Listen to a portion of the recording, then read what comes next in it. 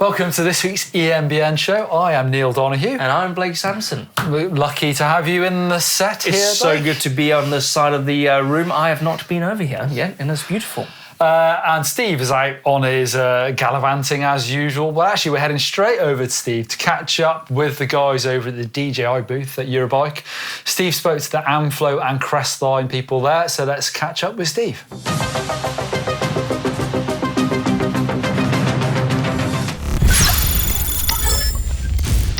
Wow, it's 12 months ago that Amflow and Avinox changed the lives of mountain bikers worldwide for a couple of reasons. I think it put excitement in the mountain bike industry.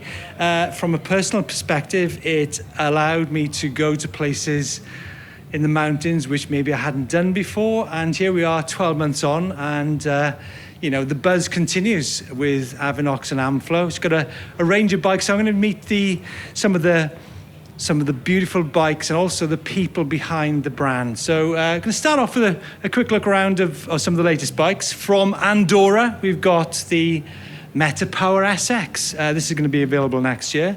A bike we saw at Eurobike the last few days is the Roadfield.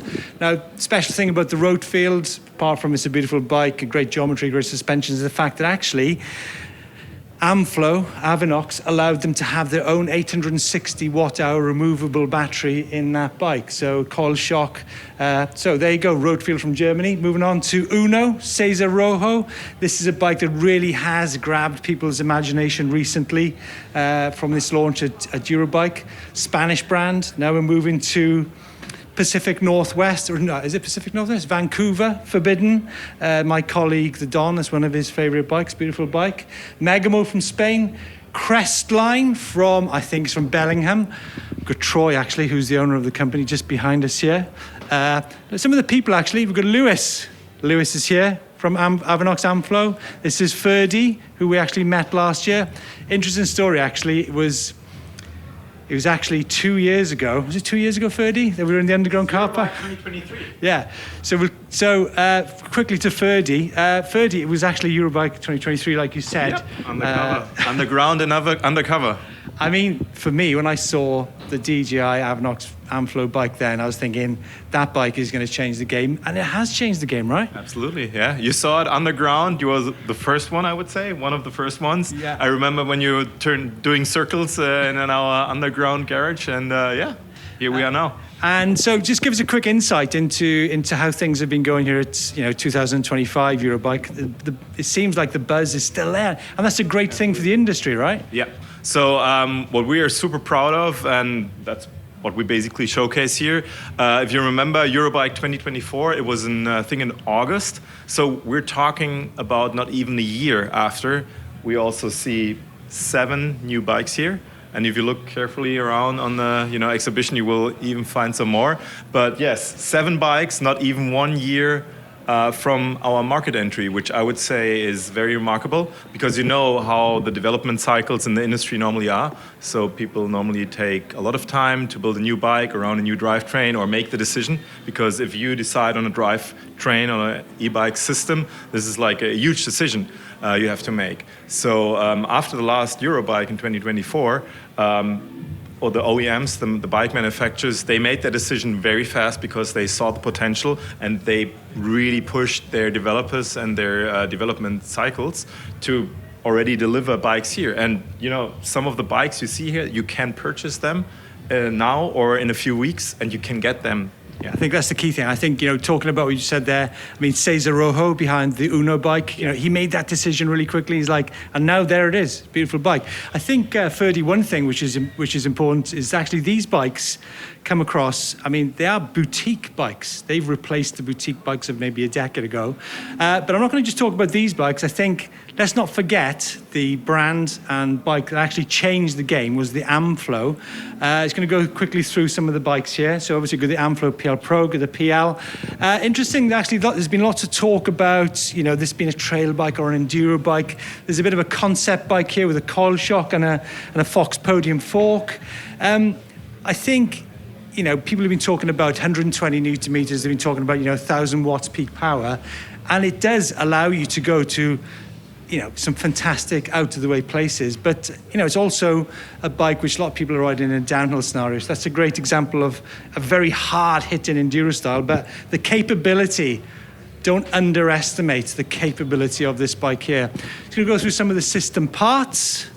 So you've got the rocker link, you've got the frame. I think one thing, when we talk about changing the game, I mentioned excitement. I mentioned the possibilities of what you can do in an e-mounted bike. Also, recently I went to visit some shops and how it's changed the fortunes of many shops.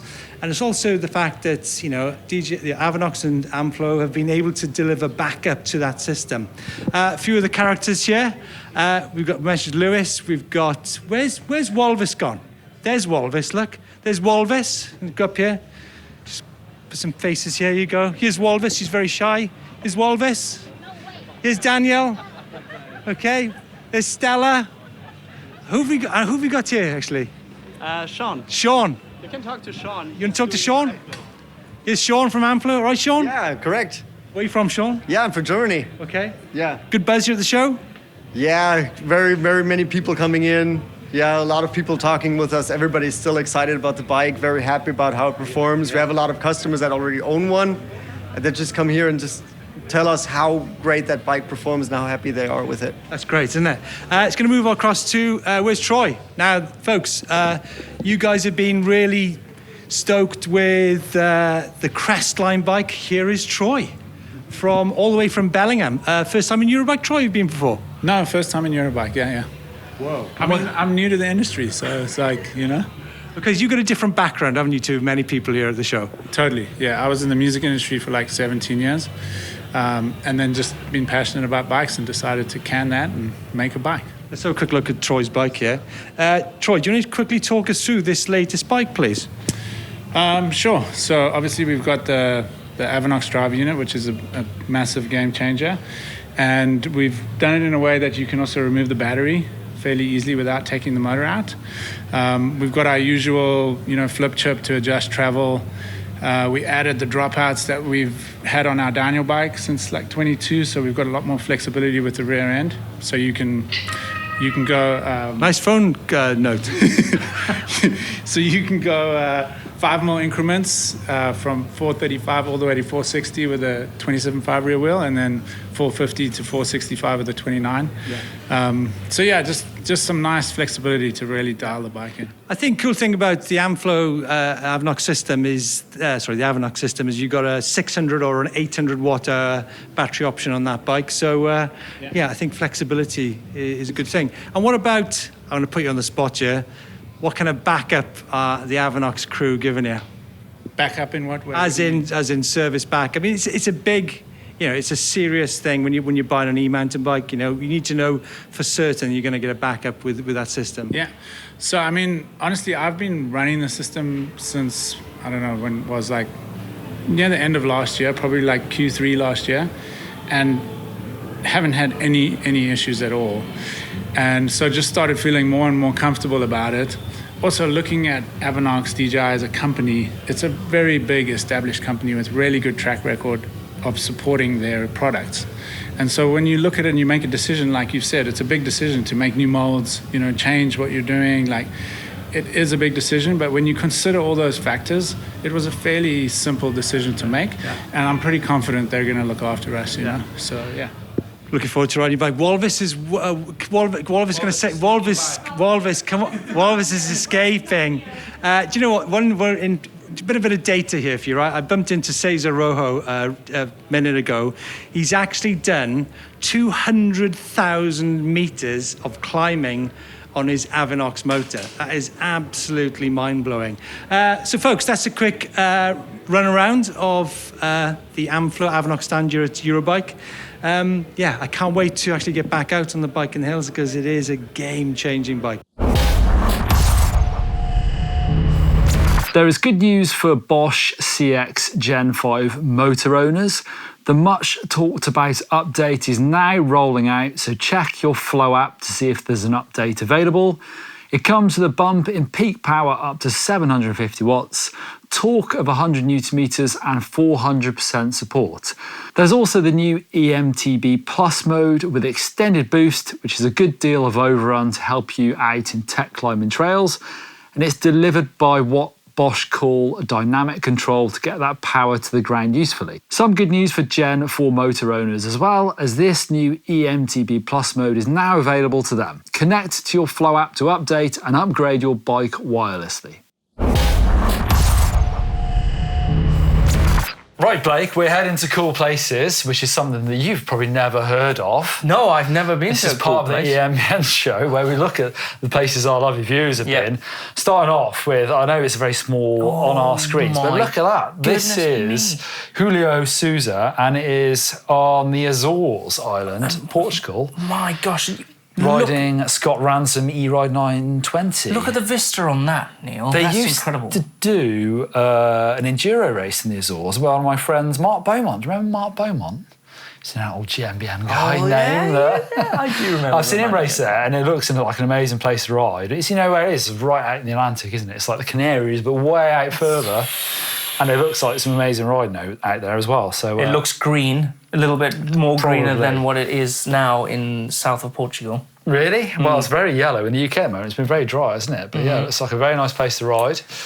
Next, we're heading over to South Africa, Blake. The day out of town to Plet, Western Cape. Cape, South Africa.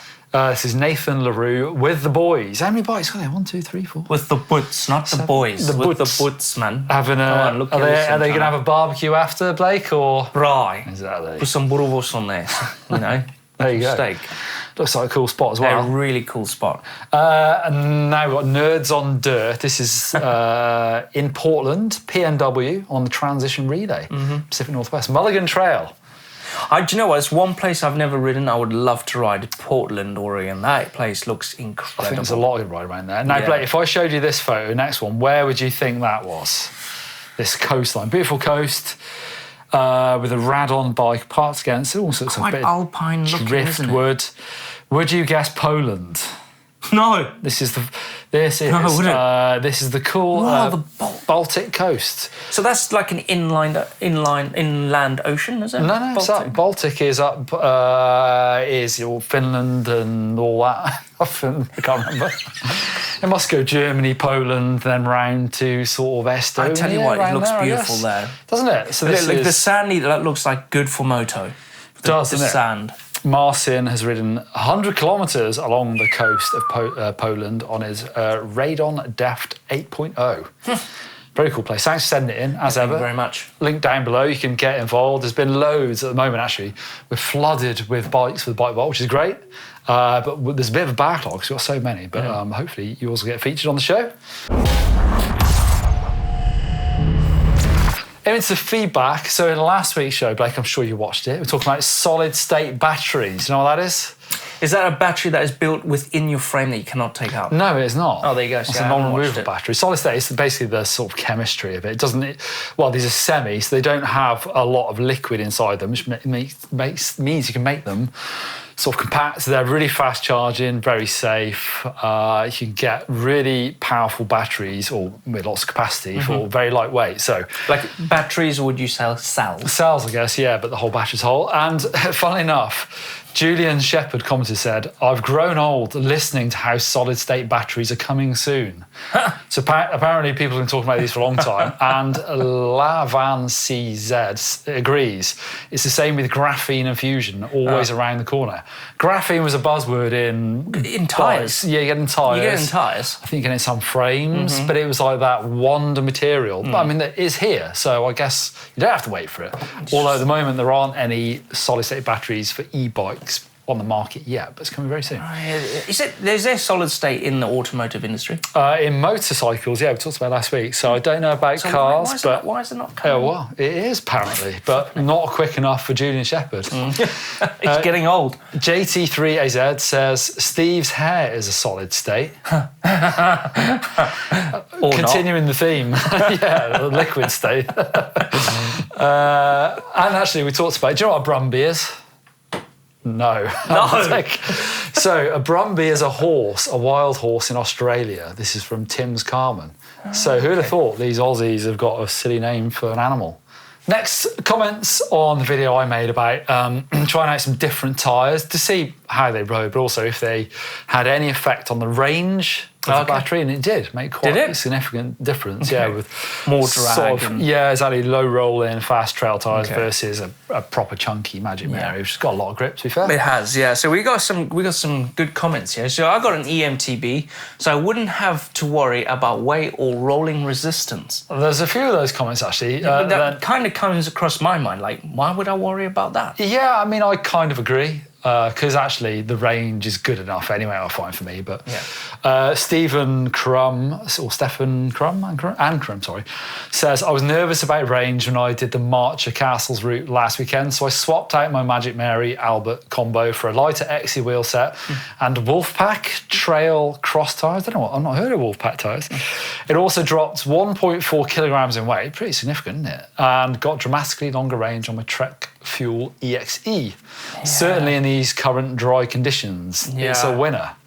Well, I guess if you're going for performance and you're racing and stuff, then, you know, power to weight maybe, and you don't really need the grip and you need the longevity of the battery, then I would say changing tyres. Yeah, I'm doing a big ride this week actually, so I'm going to leave the low profile tyres on to see how far I can go. Okay, we got one here from Greg Goldman. It says, I ride heavy casing tyres, sealant and inserts. It's an e-bike. I go for reliability, rim protection, reliability, rim protection, life over range. Got a few thumbs up there. Interesting, yeah. I guess I don't actually like inserts personally. I'd rather go for a more solid tyre, so even like a downhill tyre, if I think. Yeah. But I know people run them, and especially harder riders probably like them as well. I run an insert in the rear on my e-bike, and I run a Enduro casing Vittoria tyre, and that lasts me forever. Into the bike vault, we got some crackers. Jonathan G has been out on his Canyon Strive on Hope Cranks. Go check out. I'm gonna zoom in. Is that in Forest of Dean? I think it is. That is the Forest of Dean. I forget the name of the trail, but I ride it all the time. Not Launchpad. No, the other one. Check out the polished aluminium chrome, aluminium cranks. Look amazing from Hope. This actually, my son on his nuke-proof megawatt in the background, doing a sweet jump. Yeah, that's beautiful. I like that. That's super nice, that is. Oh, take a look at this one, Neil. Big Kev. This is... It's a Lake District. Yeah. Look how beautiful it is. Blencathra. That looks amazing, doesn't it? I tell you what, you know what that reminds me of? Where that guy was riding out in the Ozarks. Is it the Ozarks? No? Portugal. Azores. Yeah. It looks the same thing, doesn't it? Look at you laughing. My geography is not that great. It looks amazing, doesn't it? Yeah, the lakes is amazing, but it almost looks like it could be New Zealand, couldn't it, the lake sometimes? Or the Azores. That's true, all the Azores, all the Ozarks. Ozarks, we've been there, that's, Yeah. We are so good at geography right now. It's ridiculous. It is Arkansas. It does not look like Arkansas. No. Arkansas is flat. That is not. Yeah. Next up, Ross on the white E160 with Hope Tech 3 E4 brakes. I'm seeing Hope brakes everywhere. Yeah, but I'm a big fan of the white. Yeah. I'm a big fan of that bike. Super upgrades. Beautiful. MVM 730 rims, DT Swiss hubs. Quite possibly the best thing I've ever bought. So he's gone with MV rims. Yeah, jazzy. With DT Swiss hubs. Yeah. He's a man that wants longevity in his wheels. Yeah, because that's a great hub that you can just completely rebuild. And MV, you've got... Heavy amp said, I mean, all of these have been super nice so far because we've sort of forgot to say anything. But next up, Nathan LaRue. This is Nathan who was out riding with his butts in South Africa. Oh, Grandermania. He's back here on his Trek Rail 7 with plenty of upgrades. Olin suspension or Uhlens. And more Hope Pro 5, look at that. Yeah, 180 fork, 165 in the rear. Ken Brogy with the boys again. Do you know where that is, Blake? Ken Brogy, well, no. Cape somewhere. Super nice. Very super nice. So far, so good. Look at that. Kylie next. Oh, wow, Neil, where is that? That is. That's in Australia. New South Wales. Mogo Trails. Home far of south. sea otter. Sea Otter, Australia. They do Europe, Australia, and the original US one. Whoa. I've not been to any of those, actually. I've only been to US one. The US one, you can't. It's just brilliant, isn't it? That's I'm cool. going to say that's super nice. Look at the is that a climb? I can't actually in the background. Have we said? Oh, it's an Intrigue X Advanced Giant. I'm intrigued. Is it Giant Intrigue? I'm sure it is. Don't sound sure, but I'm sure it is. I'm intrigued that you picked something in the answer. And Stuart, I picked this one because Stuart's up Cadair Idris, where I was this time last week. Do you know what that looks like? The Azores as well. It does, doesn't it? It's not. It's North Wales. And I rode, it looks like I was later in the day up there because I was bombing in that direction towards the sea and the sun was there and it was amazing. It was rough, as you'd imagine. And actually, Stuart says, I'd be keen to see Steve Jones give this route a go with his climbing skills. Yeah. It's a tough one. It does look like, with all those crazy rocks everywhere.